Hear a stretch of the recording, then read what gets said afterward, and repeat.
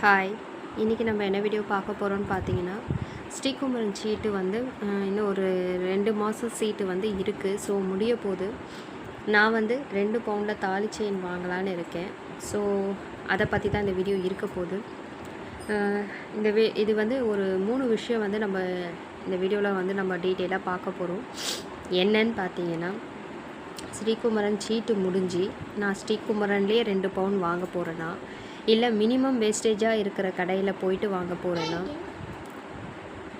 அப்படி இல்லை அப்படின்னா நான் சேவ் பண்ண கிராமுக்கு மட்டும் நான் ஸ்ரீகுமரனில் பர்ச்சேஸ் பண்ண போகிறேன்னா, ஸோ இது 3த்தில் நம்ம எது பண்ணால் நமக்கு லாபமாக இருக்கும் அப்படின்ற மாதிரியான விஷயங்களை தான் நம்ம இந்த வீடியோவில் பார்க்க போகிறோம்.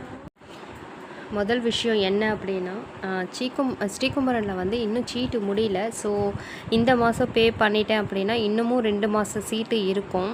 ஸோ கரெக்டான கிராம் எவ்வளோ சேவ் ஆகுது அப்படின்றது வந்து சீட்டு முடிஞ்சால் தான் தெரியும். இப்போதைக்கு வந்து நான் ஒரு 7 கிராம் எழுதியிருக்கிறேன். எப்படின்னா, நான் 2 சீட்டாக போட்டேன். ஸோ ஆல்ரெடி உங்களுக்கு என்னோடய வீடியோஸ் பார்க்குறவங்களுக்கு தெரியும். 3000 சீட்டு ஒன்று, 2000 சீட்டு ஒன்று. 3000 சீட்டு வந்து முதல் 6 மாத பேமெண்ட்டை சீக்கிரம் கட்டிட்டனால அந்த சீட்டு வந்து முடிஞ்சிடுச்சு. ஸோ அதில் சேவ் ஆகின கிராம்ஸ் மட்டும் எவ்வளோ அப்படின்னா, 4 கிராமும் ஒரு 300 மில்லியும் சேவ் ஆகிருக்கு. இந்த 2000 சீட்டில் பார்த்தீங்கன்னா இன்னும் 3 சீட்டு கட்ட வேண்டியது இருக்குது. ஸோ கட்டுறதுக்கு முன்னாடி வரைக்குமே பார்த்தீங்கன்னா 2 கிராம் வந்து முழுசாக சேவ் ஆகிருக்கு. ஸோ இன்னும் ஒரு 3 மாதம் சீட்டு கட்டினா 1 கிராம் சேவ் ஆகிடுமான்னு கேட்டால் கண்டிப்பாக ஆகாது. ஒரு 7 கிராம் கிட்ட வரும் அப்படின்னு நான் நினைக்கிறேன். அதில் ஒரு 300 மில்லி சேவ் ஆகிடுச்சு. இன்னும் ஒரு 700 மில்லி வந்து இந்த 6000 சேவ் ஆகுமான்னு கேட்டால் இப்போ இருக்கிற கோல்டு ரேட்டு படி பார்த்தா கண்டிப்பாக ஆகாதுன்னு தான் நினைக்கிறேன்.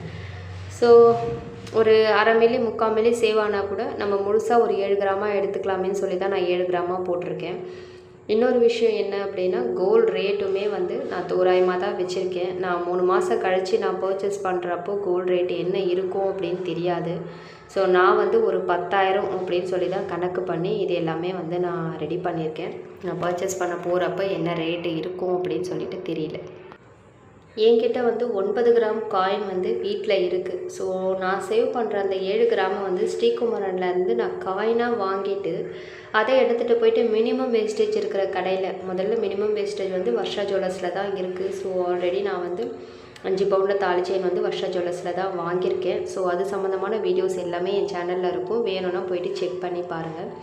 வர்ஷா ஜுவல்லர்ஸில் வந்து இப்போ நான் 2 பவுனுமே காயினாக கொடுத்து நான் 2 பவுன் தாலி செயின் வாங்குறேன் அப்படின்னா எவ்வளோ வருதுன்னு பார்த்தீங்கன்னா, 10,000 ரேட்டு போட்டால் கோல்டு ரேட்டு மட்டுமே 1,60,000 வருது. 3% வேஸ்டேஜ். ஸோ பிளைன் செயின் எல்லாத்துக்குமே வந்து 2.5லேருந்து 4க்குள்ளே முடிஞ்சிடும். நான் வாங்கின முகுப்பு செயினுமே நான் 3.5% வேஸ்டேஜில் தான் வாங்கினேன். ஸோ நான் வந்து ஒரு தோராயமாக வந்து ஒரு 3% வேஸ்டேஜ் தான் போட்டிருக்கேன்.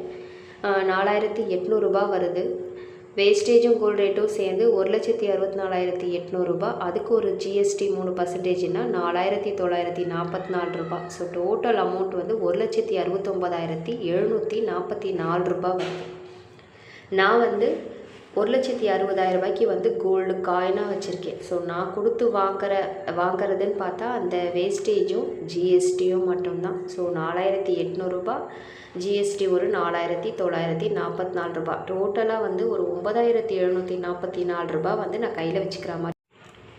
ஸோ ஒரு 9,500 கிட்ட நான் கையில் எடுத்துகிட்டு போகிற மாதிரி இருக்கும் நான் வர்ஷா ஜுவல்லர்ஸில் வாங்குகிறேன் அப்படின்னா. இப்போ ஸ்ரீகுமரன்லேயே நான் வாங்குகிறேன் அப்படின்னா எவ்வளோ வருதுன்னு பார்க்கலாம். ஸோ ஸ்ரீகுமரனில் ஆல்ரெடி நான் 7 கிராம் சேவ் பண்ணிட்டேன். வேஸ்டேஜ் இல்லாமல் வாங்க முடியும். எக்ஸஸாக 9 கிராமுக்கான கோல்டு ரேட்டை போட்டால் 90,000 வருது. ஸோ வேஸ்டேஜ் வந்து கண்டிப்பாக ஒரு 12% இருக்கும். வேஸ்டேஜ் மட்டுமே 10,800 வருது. ரெண்டும் சேர்ந்து 1,800,000. அது கூட வந்து நம்ம சேவ் பண்ண அந்த 7 கிராமுக்கான அமௌண்ட் வந்து 55,000 தான் நான் 7 கிராம் சேவ் பண்ணியிருக்கேன். ஸோ அந்த அமௌண்ட்டையும் போட்டால் 1,55,800 3% ஜிஎஸ்டி எவ்வளோ வருது அப்படின்னா 4,674 வருது. ஸோ டோட்டலாக வந்து 1,60,474 வருது. ஸோ இந்த இடத்துல நீங்கள் ஒரு விஷயத்தை கவனிச்சிங்க அப்படின்னா, வர்ஷா ஜுவல்லர்ஸில் வாங்குறத விட ஸ்ரீகுமரனில் நமக்கு இன்னுமே கம்மியாகவே முடியுது. ஆனால் இன்னொரு விஷயம் என்ன அப்படின்னா, நம்ம எக்ஸஸாக வர வேஸ்டேஜ் ஜிஎஸ்டி அது வந்து நம்ம கையில் இருந்து தான் அந்த காசை நம்ம போட போகிறோம். ஸோ இந்த கடையில் வாங்கினாலும் சரி, அந்த கடையில் வாங்கினாலும் சரி, நம்ம கையில் இருக்கிற காசை போட்டு தான் நம்ம வாங்க போகிறோம். அப்படி பார்க்கும்போது வர்ஷா ஜுவல்லர்ஸை விட ஸ்ரீகுமரனில் தான் அதிக காசு நான் மேற்கொண்டு போடுற மாதிரி இருக்கும். எப்படின்னா வேஸ்டேஜ் வந்து 12%, 10,800, ஜிஎஸ்டி ஒரு 3%, 4,674, டோட்டலாக வந்து ஒரு 15,474 ரூபா கிட்ட நான் கையில் எடுத்துகிட்டு போகிற மாதிரி இருக்கும். ஸோ 15,500 வைங்க. வர்ஷா ஜுவல்லர்ஸ்னால் 10,000 ரூபாய் கையில் இருந்தாலே போதும். ஆனால் ஸ்ரீகுமரன்லேயே நான் வாங்குறேன்னா மேற்கொண்டு இன்னும் ஒரு 5,000 நான் எக்ஸ்ட்ரா வச்சுக்கிற மாதிரி இருக்குது. இன்னொரு விஷயம் என்ன அப்படின்னு பார்த்தா, நம்ம கையில் வச்சுருக்கிற அமௌண்ட்டை கம்பேர் பண்ணால் மட்டும்தான் நமக்கு வர்ஷா ஜுவல்லர்ஸ் பெஸ்ட்டாக இருக்கும்.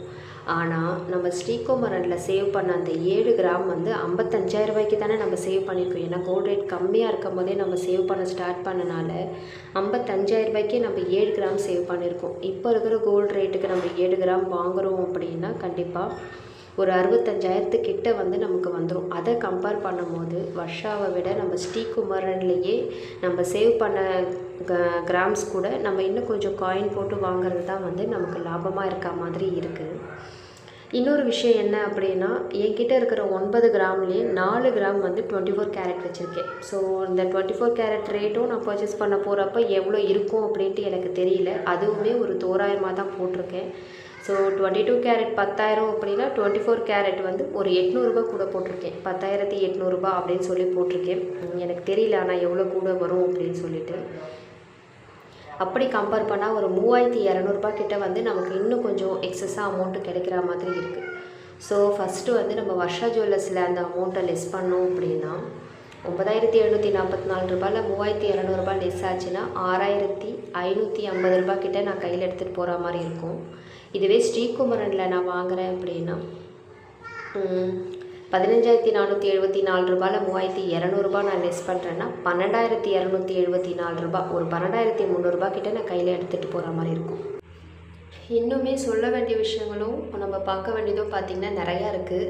ஆல்ரெடி இது கணக்குன்றனால நிறைய பேருக்கு வீடியோ பார்க்குறதுக்கு ஒரு ஆர்வம் இருக்காது. ஸோ அதனால் நான் ஒரே வீடியோவாக ரெடி பண்ணாமல் அடுத்த வீடியோவில் பார்த்திங்கன்னா இன்னும் டீட்டெயிலாக நான் எக்ஸ்பிளைன் பண்ணுறேன். இன்னும் ஒரு விஷயத்தை நம்ம பார்க்க வேண்டியது இருக்குது. ஸோ நம்ம சேவ் பண்ண கிராம்ஸ் மட்டும் வாங்குறது நமக்கு லாபமா அப்படின்றது. ஸோ நெக்ஸ்ட் வீடியோவில் வந்து இன்னும் டீட்டெயிலாக இதை பற்றி நான் உங்கள்கிட்ட ஷேர் பண்ணிக்கிறேன். இப்போதைக்கு பார்த்தீங்கன்னா இவ்வளோ தான் இந்த வீடியோ. ஸோ இந்த வீடியோ பார்க்குற நீங்களுமே கண்டிப்பாக உங்கள் கருத்தை எனக்கு கமெண்ட்ஸில் சொல்லுங்கள், எது பண்ணால் பெஸ்ட்டாக இருக்கும் அப்படின்ட்டு.